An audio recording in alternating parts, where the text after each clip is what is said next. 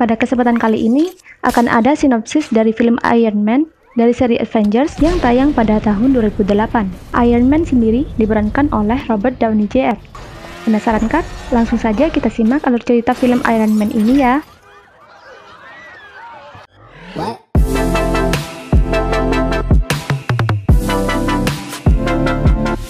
Di awal film, terlihat seorang pengusaha bernama Tony Stark yang sedang diantar oleh pasukan tentara melewati jalanan di sebuah gurun. Di saat Tony sedang berbincang-bincang dengan tentara yang mengawalnya, tiba-tiba mobil di depannya terkena bom dan meledak. Lalu, seluruh pasukan mendapat serangan hingga semuanya tewas. Tony Stark pun panik dan berlari menyelamatkan diri. Tony berniat untuk menelpon bantuan, tapi sayang, di sampingnya sudah ada rudal yang tertancap dan siap untuk meledak. Tony kaget karena rudal tersebut berasal dari pabrik senjatanya sendiri, Stark Industries. Rudal pun akhirnya meledak, mementalkan Tony hingga beberapa meter. Tony tetap bisa sadarkan diri, namun dadanya sudah penuh dengan darah. Tony pun terbangun dan dikelilingi oleh para teroris. Lalu, adegan flashback ke 36 jam yang lalu, di mana Tony Stark sedang menghadiri sebuah pesta penyerahan penghargaan kemiliteran. Tony Stark yang sedianya dipanggil oleh Kolonel Ross untuk menerima penghargaan, malah tidak hadir ke acara tersebut, membuat Obadiah Stane, rekannya yang memimpin Stark Industries, menggantikannya untuk mengucapkan terima kasih. Di tempat lain, Tony malah bersenang-senang dan main judi kasino. Setelah pesta penghargaan tersebut berakhir, Ross menyusul Tony ke tempat judi, memberikan penghargaannya secara langsung kepada Tony.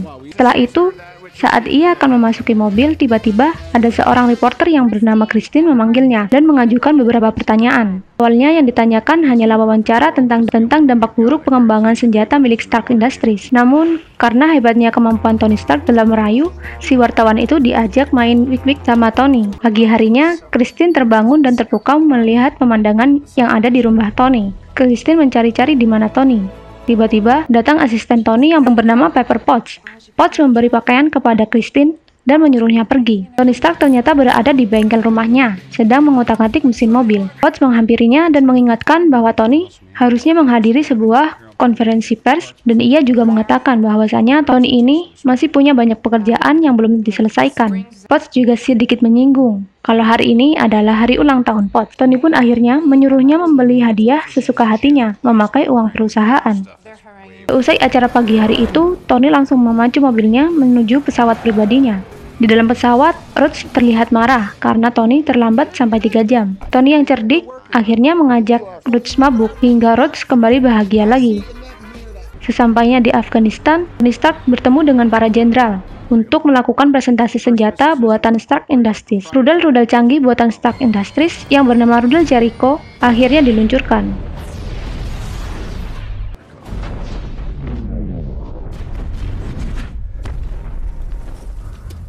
Setelah presentasi berakhir, Tony Stark melanjutkan perjalanan naik mobil. Kembali ke adegan awal tadi, selanjutnya setelah terkena ledakan dan dadanya terluka, terkena banyak serpihan pecahan bom, Tony Stark mendapatkan operasi intensif. Di dadanya ditempeli sebuah alat.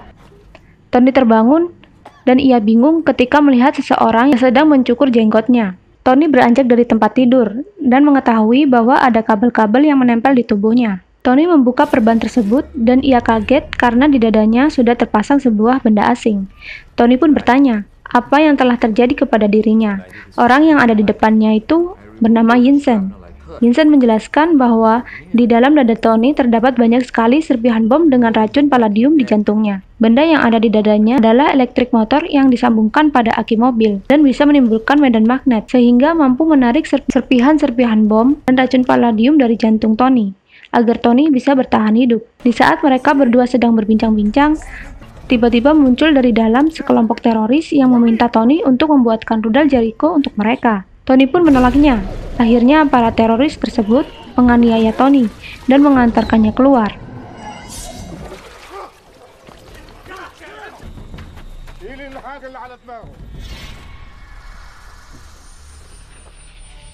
Tony kaget melihat persenjataan para teroris itu berasal dari pabriknya sendiri. Teroris itu lagi-lagi meminta Tony untuk membuatkan rudal, karena mereka memiliki semua bahan-bahan untuk membuatnya. Tetapi Tony yang masih tetap pada pendiriannya tetap menolak. Di dalam sebuah gua, Tony berpikir keras karena dia pasti akan dibunuh jika dia tidak mau membuatkan rudal untuk para teroris itu. Dan jika saja ia mau membuatkan rudal itu, ia juga belum tentu selamat. Tony kemudian menerima kesepakatan dan mau membuatkan rudal untuk para teroris itu. Para teroris kemudian menyediakan peralatan dan bahan agar Tony bisa memulai kerjanya.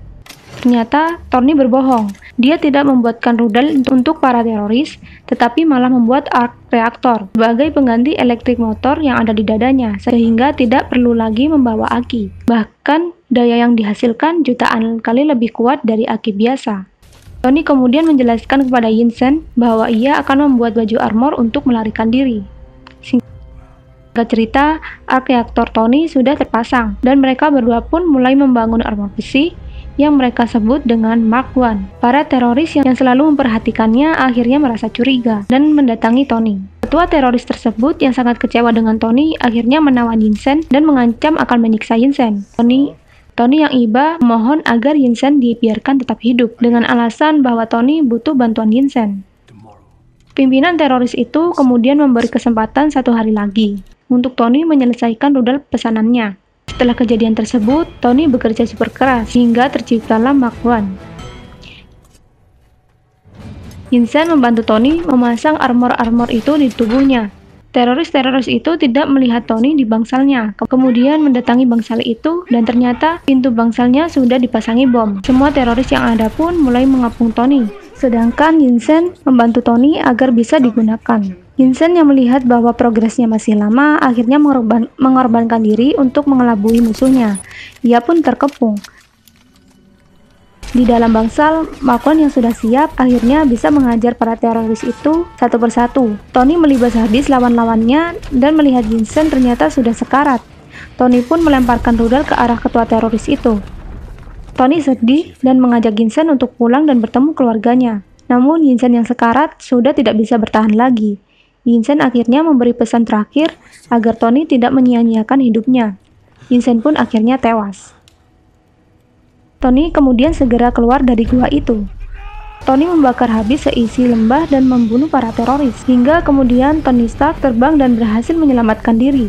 Tetapi sayang, belum sempat kabur jauh, Tony terjatuh di tengah-tengah gurun dan ia terpaksa harus berjalan melintasi gurun itu. Beruntungnya Tony, tiba-tiba muncul sebuah helikopter yang dinaiki oleh Kolonel Rhodes dan menyelamatkannya. Kepulangan Tony disambut oleh Potts, dan Tony berkata bahwa saat ini dia ingin menghadiri konferensi pers. Di dalam konferensi pers, Tony Stark mengungkapkan bahwa Stark Industries tidak akan lagi menjual senjata. Seluruh wartawan dan Obadiah Stane kaget dengan hal tersebut. Di dalam pabrik, Stan menemui Tony di samping arc reaktor raksasa milik Stark Industries. Stan menjelaskan kepada Tony, Stark Industries ini dari awal memang diciptakan untuk menjadi pabrik senjata. Namun Tony membantahnya. Stark Industries bisa menjual teknologi lain seperti reaktor nuklir misalnya, dan menertawakan ide tersebut. Lalu Tony pun menunjukkan bahwa arc reaktor bisa menjadi sumber daya yang baru. Stan pun ingin Tony menenangkan diri dan bersembunyi sementara waktu agar urusan para direksi Stark Industries bisa diurus olehnya. Di kediamannya, Tony Stark menelpon Potts untuk meminta bantuan. Tony meminta bantuan Potts untuk menarik kabel arc reaktor di dalam dadanya dan menggantinya dengan arc reaktor terbaru buatannya yang lebih canggih. Di lain tempat, Rhodes sedang memberi edukasi kepada para tentaranya. Lalu tiba-tiba Tony Stark datang menawari Rhodes sebuah proyek baru, tapi Rhodes menolaknya dan menyuruh Tony untuk beristirahat terlebih dahulu setelah apa yang telah terjadi. Malam harinya, Tony Stark bersama Jarvis yang menjadi asisten artificial intelligence miliknya membuat proyek Mark II dan memberi beberapa perbaikan-perbaikan yang lebih baik daripada Mark I sebelumnya. Di tempat lain, di sekitar gurun, ada sekelompok teroris mencoba untuk menggali sisa-sisa dari Mark I milik Tony Stark. Kembali ke tempat Tony memberikan tambahan-tambahan kepada kaki Mark II, serta melakukan percobaan armor barunya ini. Namun, pada percobaan pertama, hasil tidak semulus seperti apa yang diharapkan. Tony yang pantang menyerah harus melakukan perbaikan-perbaikan kepada armornya ini. Saat sedang bekerja, Potts memberitahu Tony kalau ada yang menunggunya di atas. Tony pun kemudian naik ke atas dan bertemu dengan Stan. Stan serta Potts menjelaskan bahwa saham Stark Industries turun drastis dan berharap Tony melakukan sesuatu. Tetapi Tony tetap teguh pada pendiriannya. Tony lah yang dapat menentukan arah perusahaannya itu, dan kemudian kembali masuk ke dalam bengkel untuk melanjutkan garapannya. Kali ini kaki dan tangan dari Mark II yang diuji coba, hingga akhirnya Tony Stark dapat terbang ke sana kemari untuk pertama kali menggunakan armor itu. Setelah percobaan yang keren tersebut, Jarvis memasang cover untuk Mark II, dan Tony mulai mencoba helm dan kecanggihan lain dari Mark II. Tony mencoba untuk terbang ke sana kemari menggunakan armor itu. Tony senang bukan main, dan mencoba untuk terbang menembus atmosfer. Tetapi sayang, pada ketinggian tertentu, Mark II membeku dan mengalami gangguan. Tony pun terjatuh. Di detik-detik terakhir, sampai hampir menyentuh tanah, Mark II bisa menyala kembali dan membawanya kembali pulang ke rumah, walaupun dengan menjebol atap. Seusai percobaan, Tony melihat paket dari Potts yang ternyata adalah arc reaktor lamanya, yang dipingkis dengan kotak layaknya cindera mata. Di markas para teroris itu mencoba untuk menyusun kembali baju Mark I milik Tony Stark. Di dalam kediamannya, Tony mendesain ulang armornya agar bisa bertahan di suhu ekstrim dan tidak membeku. Tony menyuruh Jarvis memberikan simulasi jika armornya menggunakan campuran emas titanium. Muncul gambar Mark III yang berwarna emas. Tony yang tidak suka warna itu menyuruh Jarvis menambah aksen warna merah pada Mark III dan menyuruh Jarvis untuk membuatkannya. Sambil menunggu, Tony memacu mobilnya menuju suatu tempat dan bertemu dengan Stan di sebuah pesta. Di sana, Tony bertemu dengan seorang agen yang mengaku berasal dari S.H.I.E.L.D. Tetapi, Tony yang tidak fokus dengan perkataan agen itu malah tergoda dengan penampilan Potts yang memukau. Tony kemudian mengajak Potts untuk berdansa, namun mereka terlihat canggung. Mereka pun akhirnya berbincang-bincang. Di sana, Potts mengaku kalau tidak enak jika dilihat oleh karyawan lain. Tony kemudian pergi mengambilkan minum di bar. Di dalam bar, Tony bertemu dengan Christine. Christine menunjukkan kepada Tony foto-foto senjata Stark Industries yang masih saja beredar di seluruh dunia. Tony langsung menemui Stan dan bertanya mengenai hal itu. Tetapi Stan malah mengalihkan pembicaraan.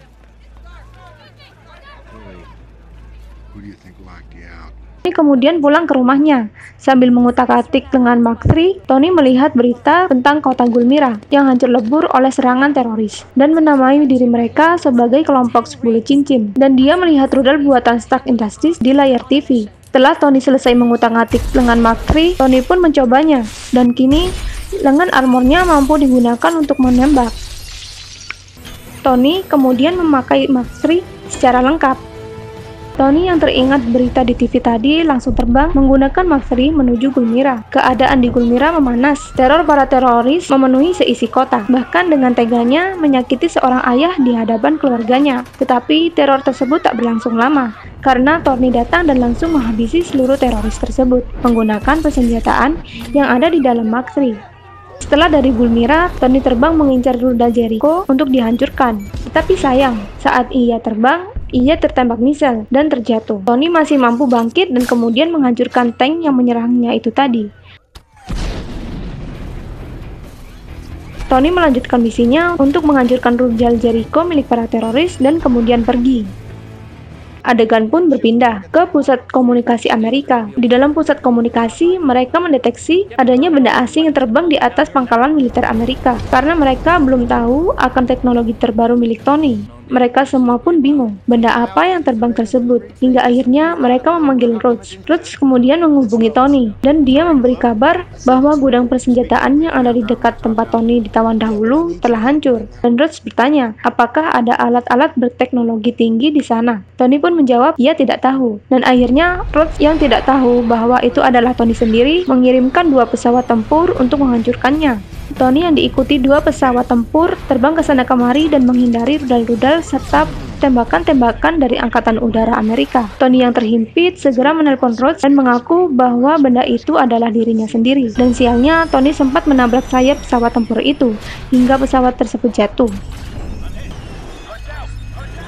Pilot pesawat itu pun segera keluar dan Tony yang melihatnya segera menolong pilot itu. Beberapa saat kemudian, Rhodes mengadakan konferensi pers, memberikan informasi bahwa beberapa saat yang lalu terjadi kecelakaan pesawat yang hancur karena latihan. Di dalam kediaman Tony, Potts kaget melihat Tony sedang melepas armornya.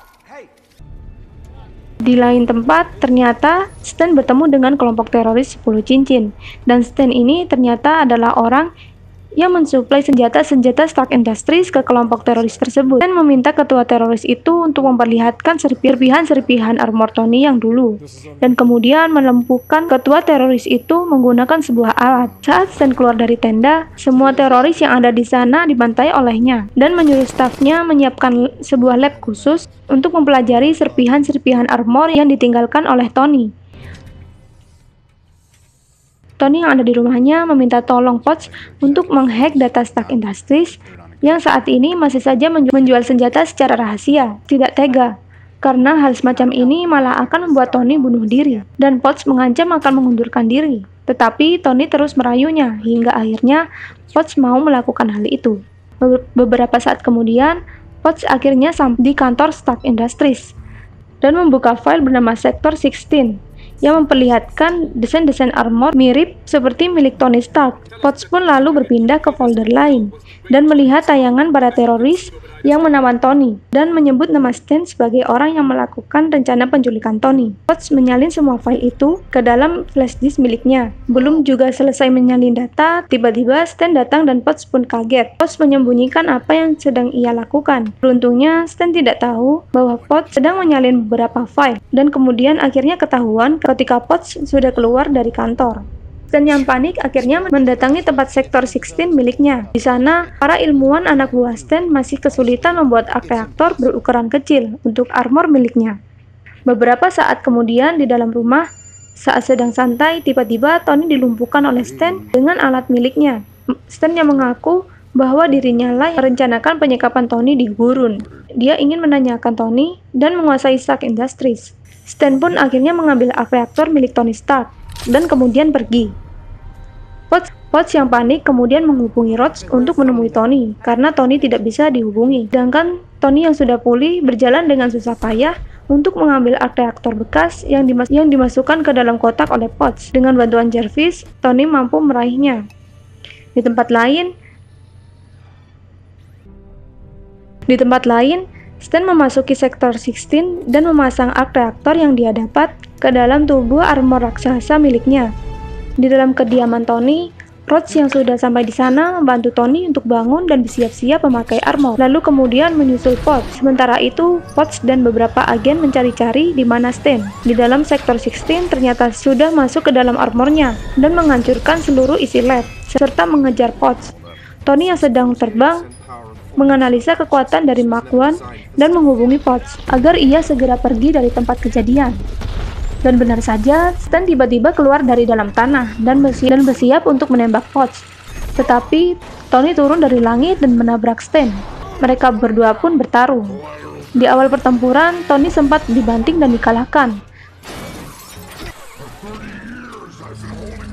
Tony yang melihat armor Stan yang juga bisa terbang kemudian memiliki ide untuk membawa Stan terbang ke ketinggian maksimum. Setelah sampai di ketinggian maksimum, armor Stan pun membeku dan terjatuh begitu saja. Sedangkan armor Mark III milik Tony mampu bertahan, tapi sumber daya dari arc reaktor bekas yang dipakai Tony terlihat mulai menipis dan harus bersusah payah menggunakan sisa-sisa tenaga miliknya untuk mendarat. Sampai di bawah, secara mengejutkan ternyata Stan masih selamat dan kembali menyerang Tony bertubi-tubi. Tony mencoba untuk bertahan. Tony kemudian menyuruh Potts untuk meledakkan arc reaktor raksasa di bawah mereka. Tony pun kembali memancing Stan untuk mengikutinya tepat di atas arc reaktor raksasa itu. Tony menyuruh Potts untuk menekan tombol penghancuran arc reaktor. Setelah ditekan, ternyata terjadi reaksi. Tony terlempar dan Stan yang terkena tembakan radiasi dari arc reaktor membuatnya tak sadarkan diri dan terjatuh masuk ke dalam arc reaktor. Lalu tempat itu pun meledak, menghancurkan semuanya. Keesokan harinya, Tony Stark bersiap-siap untuk menghadiri konferensi pers sambil membaca koran yang sedang heboh karena adanya penampakan Iron Man di saat kejadian ledakan arc reaktor nuklir di Stark Industries. Seorang agen SHIELD yang semalam membantunya menyuruh Tony untuk berbohong mengenai kejadian semalam, seolah-olah Tony tidak berada di tempat kejadian. Namun ternyata saat konferensi pers itu, Tony Stark malah menyebut bahwa dirinya lah manusia berkostum yang disebut Iron Man itu. Semua orang pun menjadi kaget. Di adegan akhir film, Tony Stark kedatangan Nick Fury yang menawarinya proyek bernama Avengers. Dan berakhirlah sinopsis film Iron Man ini. Terima kasih sudah menopsis film Iron Man ini. Jangan lupa berikan kritik dan saran kalian di kolom komentar ya. Sampai jumpa di konten kami selanjutnya.